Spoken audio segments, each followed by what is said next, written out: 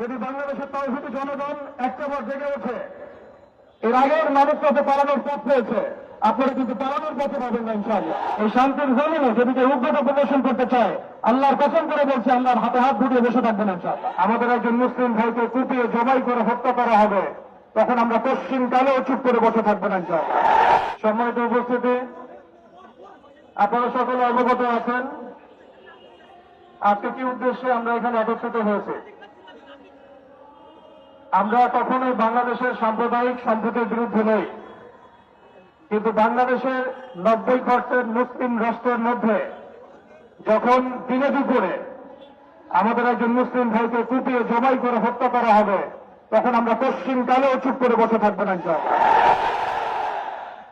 আমরা সর্বপ্রথম আমাদের প্রশাসন, সরকার এবং ঊর্ধ্বতন কর্তৃপক্ষকে বিনয়ের সাথে অনুরোধ করতে চাই, এই সন্ত্রাসী সংগঠন ইসকনকে অনতি বিলম্বে বাংলাদেশের মাটি থেকে বহিষ্কার করতে হবে।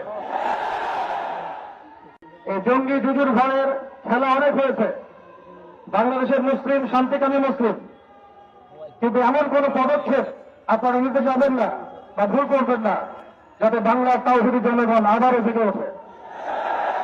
আমরা আল্লাহর কসম করে বলছি, যদি বাংলাদেশের তাওহীদি জনগণ একটাবার জেগে ওঠে, এর আগের মানুষ পথে পালানোর পথ পেয়েছে, আপনারা কিন্তু পালানোর পথে পাবেন না ইনশাআল্লাহ।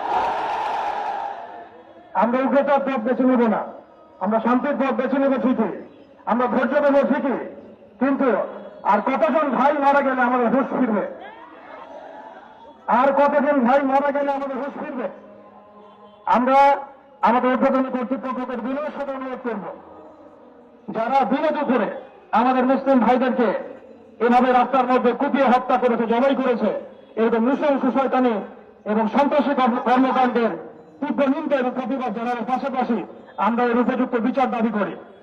এখানে অনেক মুরব্বী কেরাম আছেন, আমি ছোট মানুষ, বেশি কথা বলতে যাচ্ছি না। আমরা একটা দাবি উত্থাপন করতে চাই, বাংলার জমিন শান্তির জমিন, এই শান্তির জমিনে যদি কেউ উগ্রতা প্রদর্শন করতে চায়, আল্লাহর কসম করে বলছে আল্লাহর হাতে হাত ধুয়ে বসে থাকবেন ইনশাআল্লাহ। ওয়া আখিরু দাওয়ানা আলহামদুলিল্লাহি রাব্বিল আলামিন। আসসালামু আলাইকুম ওয়া রাহমাতুল্লাহি ওয়া বারাকাতুহু।